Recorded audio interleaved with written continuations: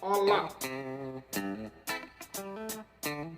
Estamos vendo aí a coisa pegar fogo entre o jornalista Bonchá, Ricardo Bonchá e Silas Malafaia. A coisa tá feia.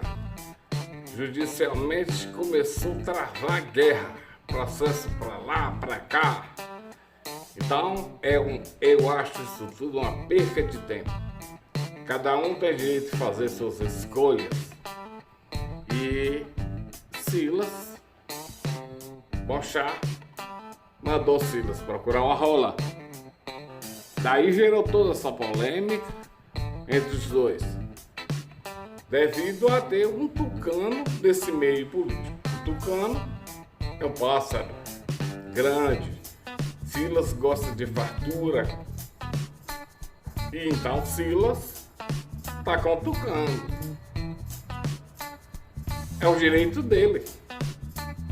Porque quem gosta de coisas grandes, coisas maiores, é lógico que entre esses dois pássaros, o tucano e a rola, ele vai procurar o tucano. Mas se a rola fosse maior, com certeza ele ia procurar a rola. Essa é a minha opinião, cada um interpreta de sua maneira.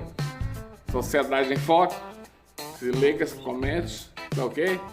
Isso aí. Gilvan de Oliveira.